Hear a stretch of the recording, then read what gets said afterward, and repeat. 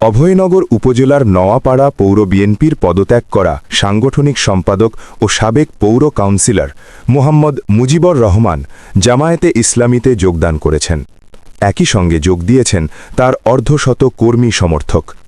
শনিবার বিকালে নওয়াপাড়া শঙ্করপাশা সরকারি মাধ্যমিক বিদ্যালয় মাঠে অভয়নগর উপজেলা ও নওয়াপাড়া পৌর জামায়াত আয়োজিত নির্বাচনী জনসভায় মোহাম্মদ মুজিবর রহমান তার অর্ধশত কর্মী সমর্থক নিয়ে আনুষ্ঠানিকভাবে দলে যোগদান করেন।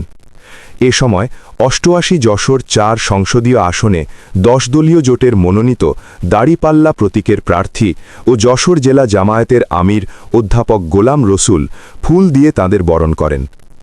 জামায়াতে যোগদান বিষয়ে মোহাম্মদ মুজিবর রহমান বলেন, দীর্ঘদিন যাবৎ বিএনপির সঙ্গে জড়িত। নওয়াপাড়া পৌরসভার দুবারের নির্বাচিত কাউন্সিলর হিসেবে দায়িত্ব পালন করেছি। এছাড়া নওয়াপাড়া পৌর বিএনপির নির্বাচিত সাংগঠনিক সম্পাদক হিসেবে দায়িত্ব পালন করেছি। ব্যক্তিগত ও অনিবার্য কারণে গত ১৮ই ডিসেম্বর ২০২৫ তারিখ বিএনপির সকল পদ থেকে আমি স্বেচ্ছায় পদত্যাগ করেছি।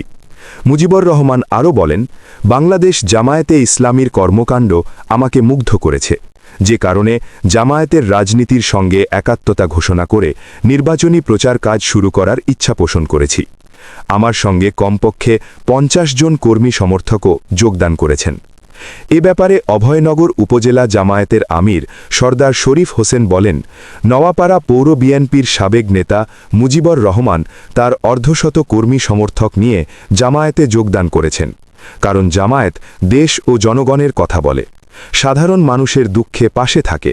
কোনো চাঁদাবাজি, দখলদারি বা অনিয়ম দুর্নীতিবাজদের সঙ্গে জামায়াতের সম্পর্ক নেই। তাই এবারের নির্বাচনে জনগণের প্রত্যাশা মোতাবেক জামায়াত সরকার গঠন করবে ইনশাআল্লাহ।